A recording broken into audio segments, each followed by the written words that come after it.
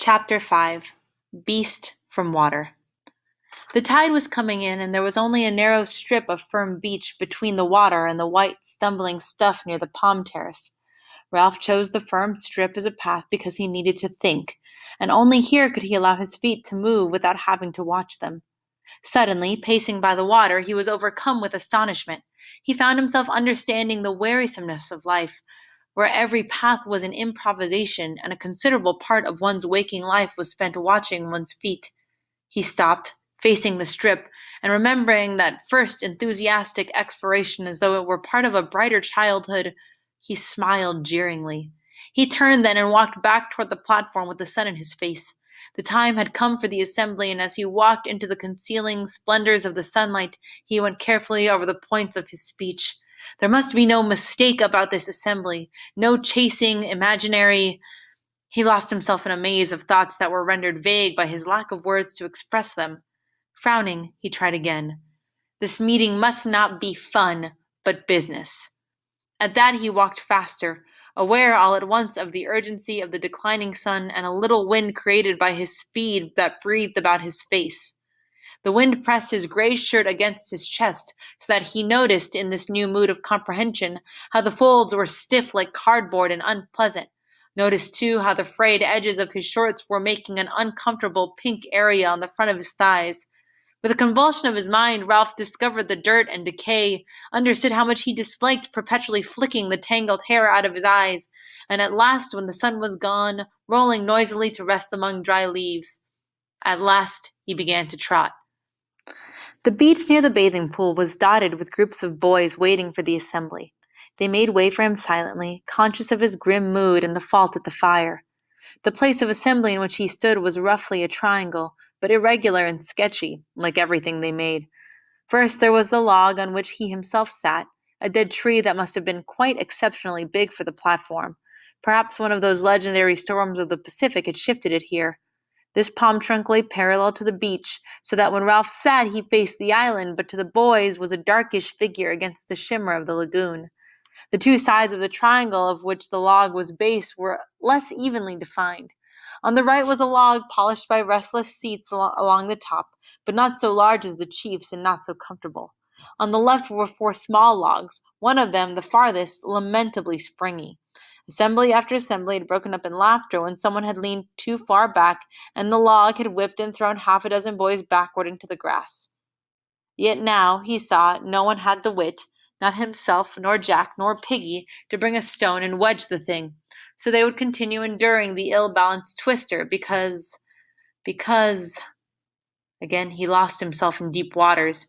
Grass was worn away in front of each trunk, but grew tall and untrodden in the center of the triangle. Then, at the apex, the grass was thick again because no one sat there.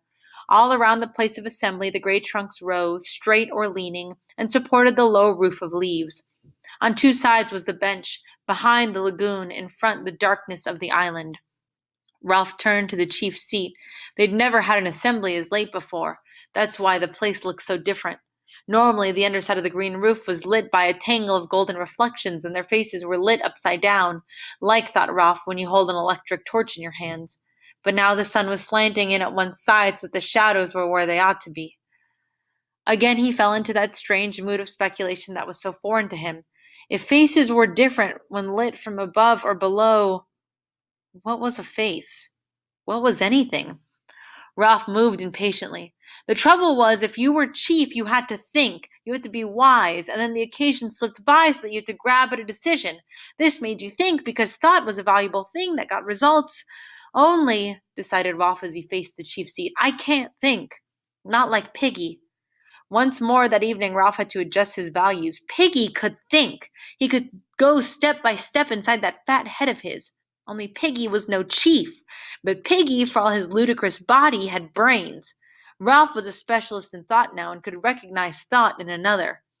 The sun in his eyes reminded him how time was passing, so he took the conch down from the tree and examined the surface. Exposure to the air had bleached the yellow and pink to near white and transparency. Ralph felt a kind of affectionate reverence for the conch, even though he'd fished the thing out of the lagoon himself. He faced the place of assembly and put the conch to his lips. The others were waiting for this and came straight away. Those who were aware that a ship had passed the island while the fire was out were subdued by the thought of Ralph's anger, while those, including the little ones who did not know, were impressed by the general air of solemnity. The place of assembly filled quickly. Jack, Simon, Maurice, most of the hunters on Ralph's right, the rest on the left under the sun. Piggy came and stood outside the triangle. This indicated that he wished to listen but would not speak, and Piggy intended it as a gesture of disapproval. The thing is, we need an assembly. No one said anything, but faces turned to Ralph were intent. He flourished the conch. He had learnt as a practical business that fundamental statements like this had to be said at least twice before everyone understood them. One had to sit, attracting all eyes to the conch, and drop words like heavy round stones among the little groups that crouched or squatted. He was searching his mind for simple words so that even the little ones would understand what the assembly was about. Later, perhaps, practiced debaters, Jack, Maurice, Piggy, would use their whole art to twist the meeting, but now, at the beginning, the subject of the debate must be laid out clearly.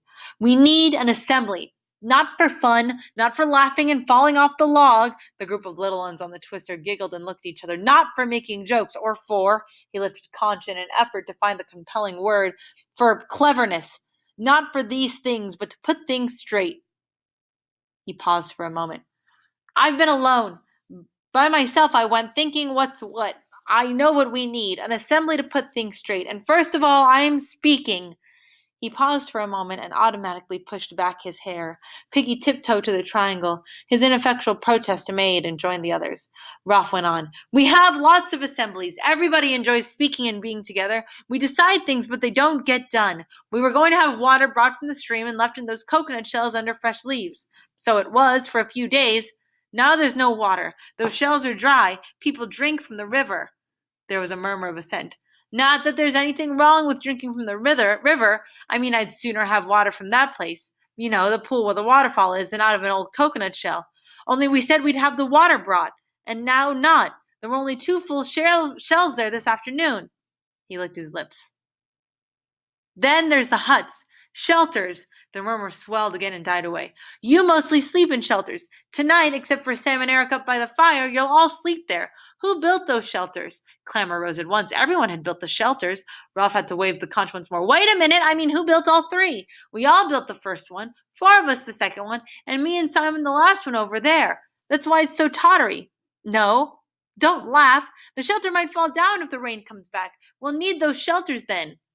He paused to clear his throat. There's another thing.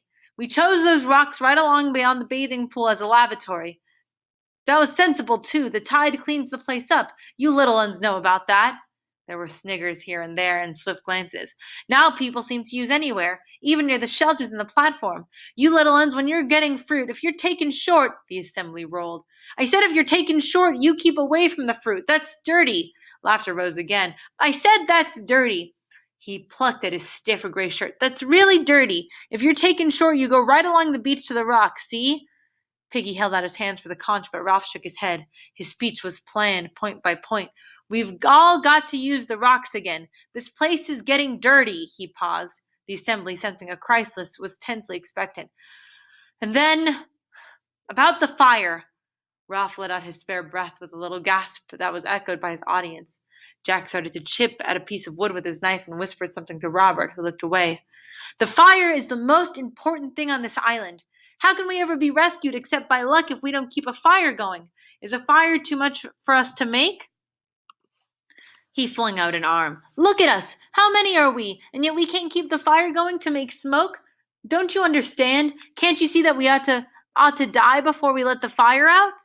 There was a self-conscious giggle among the hunters. Ralph turned on them passionately. You hunters! You can laugh, but I tell you the smoke is more important than the pig, however often you kill one. Do all of you see? He spread his arms wide and turned toward the whole triangle. We've got to make smoke up there, or die. He paused, feeling for his next point. And another thing, someone called out. Too many things! There came a mutter of agreement. Ralph overrode them. And another thing. We nearly set the whole island on fire, and we waste time rolling rocks and making little cooking fires. Now I say this and make it a rule because I'm chief. We won't have a fire anymore but on the mountain. Ever. There was a row immediately. Boys stood up and shouted, and Ralph shouted back, "Because if you want a fire to cook fish or crab, you can jolly well go up the mountain. That way we'll be certain." Hands were reaching for the conch in the light of the setting sun. He held on and leapt up the trunk. All this I meant to say. Now I've said it. You voted for me for chief. Now you do what I say." It quieted slowly, and at last receded again. Ralph dropped down and spoke in his ordinary voice. "So remember, the rock's for lavatory. Keep the fire going and smoke showing as a signal. Don't take fire from the mountain. Take your food up there." Jack stood up, scowling in gloom, and held out his hands. "I haven't finished yet." "But you've talked and talked." "I've got the conch." Jack sat down, grumbling. "Then the last thing. This is what people can talk about." He waited till the platform was very still. "Things are breaking up. I don't understand why. We began well, we were happy, and then—" He moved the conch gently, looking beyond them at nothing, remembering the beastie, the snake, the fire, the talk of fear. Then people started getting frightened. A murmur, almost a moan, rose and passed away. Jack had stopped whittling. Ralph went on abruptly. "But that's little un's talk. We'll get that straight. So the last part, the bit we can all talk about, is kind of deciding on the fear." The hair was creeping into his eyes again. "We've got to talk about this fear and decide if there's nothing in it.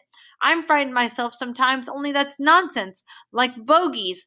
Then when we've decided, we can start again and be careful about things like the fire." A picture of three boys walking along the bright beach flitted through his mind. "And be happy." Ceremonially, Ralph laid the conch on the trunk beside him as a sign that the speech was over. What sunlight reached them was level. Jack stood up and took the conch. "So this is a meeting to find out what's what. I'll tell you what's what. You little uns started all this with the fear talk. Beasts. Where from? Of course we're frightened sometimes, but we put up with being frightened. Only Ralph says you scream in the night. What does that mean but nightmares? Anyway, you don't hunt or build or help.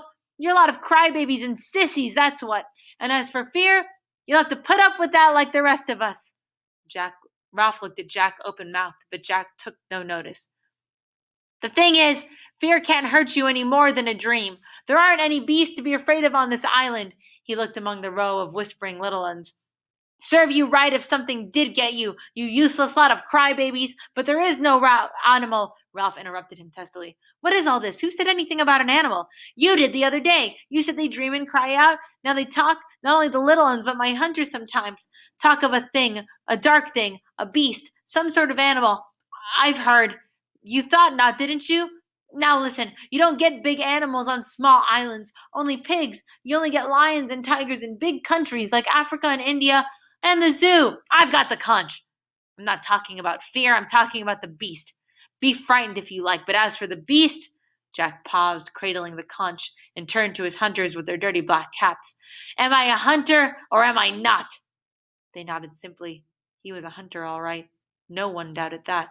"Well then, I've been all over this island, by myself. If there were a beast, I'd have seen it. Be frightened because you're like that, but there is no beast in the forest." Jack handed back the conch and sat down. The whole assembly applauded him with relief. Then Piggy held out his hand. "I don't agree with all Jack said, but with some. Course there isn't a beast in the forest. How could there be? What would a beast eat?" "Pig! Weed pig! Piggy!"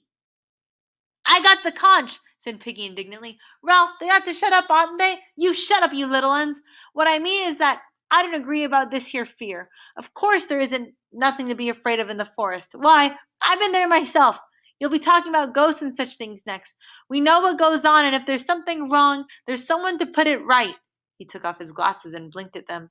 The sun had gone as if the light had been turned off.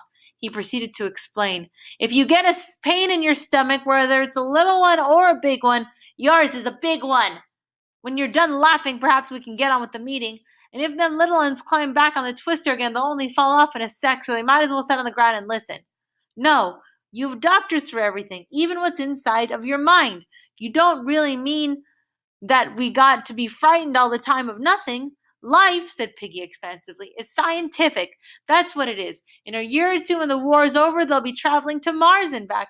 I know there isn't no beast, not with claws, all that. But I know there isn't no fear either." Piggy paused. "Unless—" Ralph moved restlessly. "Unless what?" "Unless we get frightened of people. A sound, half laugh, half jeer, rose among the seated boys. Piggy ducked his head and went on hastily. "So let's hear from that little one who talked about a beast, and perhaps we can show him how silly he is." The little ones began to jabber among themselves, then one stood forward. "What's your name?" "Phil." For a little one he was self-confident, holding out his hands, cradling the conch as Ralph did, looking round at them to collect their attention before he spoke. "Last night I had a dream, a horrid dream, fighting with things. I was outside the shelter by myself fighting with things, those twisty things in the trees." He paused, and the little ones laughed in horrified sympathy. "Then I was frightened and I woke up, and I was outside the shelter by myself in the dark, and the twisty things had got away." The vivid horror of this, so possible and so nakedly terrifying, held them all silent. The child's voice went piping on from behind the white conch. "And I was frightened, and I started to call out for Ralph, and then I saw something moving among the trees, something big and horrid." He paused, half frightened by the recollection, yet proud of the sensation he was creating. "That was a nightmare," said Ralph. "He was walking in his sleep." The assembly murmured in subdued agreement. The little one shook his head stubbornly. "I was asleep when the twisty things were fighting, and when they went away I was awake, and I saw something big and horrid moving in the trees." Ralph held out his hands for the conch, and the little one sat down. "You were asleep? There wasn't anyone there. How could anyone be wandering about in the forest at night? Was anyone? Did anyone else go out?" There was a long pause while the assembly grinned at the thought of anyone going out in the darkness. Then Simon stood up, and Ralph looked at him in astonishment. "You! What were you mucking about in the dark for?" Simon grabbed the conch convulsively. "I wanted to go in a place I know." "What place?" "Just a place I know, a place in the jungle." He hesitated. Jack settled the question for them Jack settled the question for them with that contempt in his voice that could sound so funny and so final. "He was taken short." With a feeling of humiliation on Simon's behalf, Ralph took back the conch, looking Simon sternly in the face as he did so. "Well, don't do it again, understand? Not at night. There's enough silly talk about the beast without little and seeing you gliding about like a—" The derisive laughter that rose had fear in it and condemnation. Simon opened his mouth to speak, but Ralph had the conch, so he backed to his seat. When the assembly was silent, Ralph turned to Piggy. "Well, Piggy?" "There was another one. Him." The little ones pushed Percival forward. Then left by himself, he stood knee-deep in the central grass, looking at the hidden feet, trying to pretend he was in a tent. Ralph remembered another small boy who had stood like this, and flinched away from the memory. He'd pushed the thought down and out of sight, where only some positive reminder like this could bring it to the surface. There had been no further numberings of the little ones, partly because there was no means of ensuring that all of them were accounted for, and partly because Ralph knew that the answer to at least one question Piggy had asked on the mountain top. There were little boys, fair, dark-freckled, and all dirty, but their faces were all dreadfully free of major blemishes. No one had seen the mulberry-colored birthmark again. But that time Piggy had coaxed and bullied, tacitly admitting that he remembered the unmentionable. Ralph nodded to Piggy. "Go on, ask him." Piggy knelt holding the conch. "Now then, what's your name?" The small boy twisted into his tent.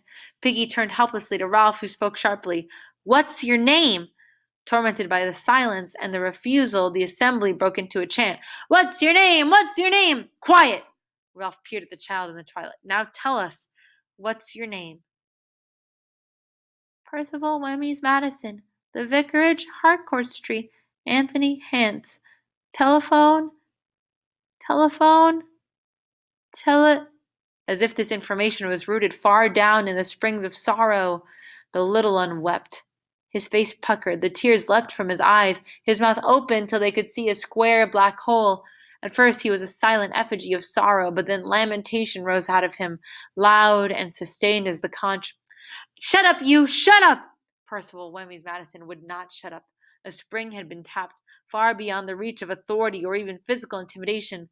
The crying went on breath after breath and seemed to sustain him upright as if he were nailed to it. "Shut up! Shut up!"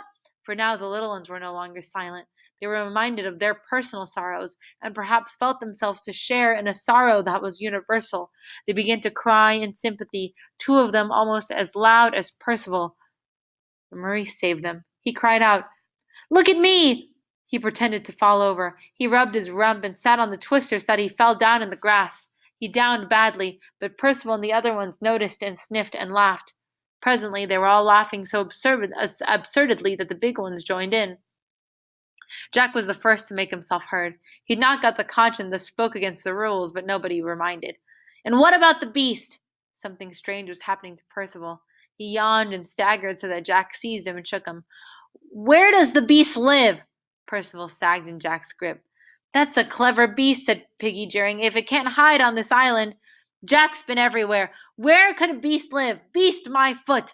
Percival muttered something, and the assembly laughed again. Ralph leaned forward. What does he say? Jack listened to Percival's answer, then let go of him. Percival, released, surrounded by the comfortable presence of humans, fell in the long grass and went to sleep. Jack cleared his throat, then reported casually, He says the beast comes out of the sea. The laugh died away. Ralph turned involuntarily. A black humped figure against the lagoon. The assembly looked with him, considered the vast stretches of water, the high sea beyond, unknown indigo of infinite possibility, heard silently the sough and whisper from the reef. Maurice spoke so loudly that they jumped. Daddy says they haven't found all the animals in the sea yet. Argument started again. Ralph held out the glimmering conch and Maurice took it obediently. The meeting subsided. I mean, when Jack says you can be frightened because people are frightened anyway, that's all right. But when he says there's only pigs on this island, I expect he's right. But he does no, not really. Not certainly, I mean, Maurice took a breath. My daddy says there's things, what do you call them, that make ink? Squids that are hundreds of yards long and eat whales whole. He paused again and laughed gaily. I don't believe in the beast, of course. As Piggy says, life's scientific. But we don't know, do we? Not certainly, I mean, someone shouted. A squid couldn't come up from the water. Couldn't.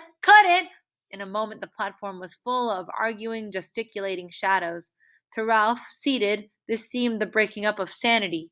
Fear, beasts, no general agreement that the fire was all important, and when one tried to get things straight, the argument sheared off, bringing up fresh, unpleasant matter. He could see a whiteness in the gloom near him, so he grabbed it from Maurice and blew as loudly as he could. The assembly was shocked into silence. Simon was close to him, laying hands on the conch. Simon felt the perilous necessity to speak, but to speak in assembly was a terrible thing to him. Maybe, he said hesitantly, maybe there is a beast. The assembly cried out savagely, and Ralph stood up in amazement. You, Simon? You believe this? I don't know, said Simon. His heartbeats were choking him. But the storm broke. Sit down! Shut up! Take the conch! He sawed you! Shut up! Ralph shouted. Hear him! He's got the conch! What I mean is, maybe it's only us. Nuts! That was from Piggy, shocked out of decorum. Simon went on. We could be sort of... Simon became inarticulate in his effort to express mankind's essential illness. Inspiration came to him. What's the dirtiest thing there is? As an answer, Jack dropped into an uncomprehending silence that followed it the one crude, expressive syllable. Release was immense. Those little ones had climbed back on the twister, fell off again, and did not mind. The hunters were screaming with delight. Simon's effort fell about him in ruins. The laughter beat him cruelly, and he shrank away, defenseless, to his seat. At last the assembly was silent again. Someone spoke out of turn. Maybe he means it was some sort of ghost. Ralph lifted up the conch and peered into the gloom. The lightest thing was the pale beach. Surely the little ones were nearer. Yes, there was no doubt about it. They were huddled into a tight knot of bodies in the central grass. A flurry of wind made the palms talk, and the noise seemed very loud now that the darkness and silence was so noticeable. Two gray trunks rubbed each other with an evil speaking that no one had noticed by day. Piggy took the conch out of his hands, his voice indignant. I don't believe in no ghosts. Ever. Jack was up too, unaccountably angry. Who cares what you believe, fatty? I got the conch. There was a sound of brief tussle, and the conch moved to and fro. You give me the conch back! Ralph pushed between them and got a thump on the chest. He wrestled the conch from someone and sat down breathlessly.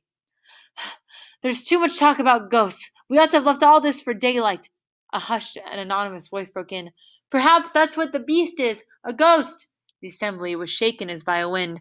There's too much talking out of turn, Ralph said, because we can't have proper assemblies if you don't stick to the rules. He stopped again. The careful plan of this assembly had broken down. What do you mean to say, then? I was wrong to call this assembly so late. We'll have to vote on them. On ghosts, I mean. And then go to the shelters because we're all tired. No, Jack, is it? Wait a minute. I'll say here and now, I don't believe in ghosts. Or I don't think I do. But I don't like the thought of them. Not now, that is, in the dark, but we're going to decide what's what. He raised the conch for a moment. Very well, then. I suppose what's what is whether there are ghosts or not. He thought for a moment, formulating the question. Who thinks there may be ghosts? For a long time there was silence and no apparent movement. Then Ralph peered into the gloom and made out the hands.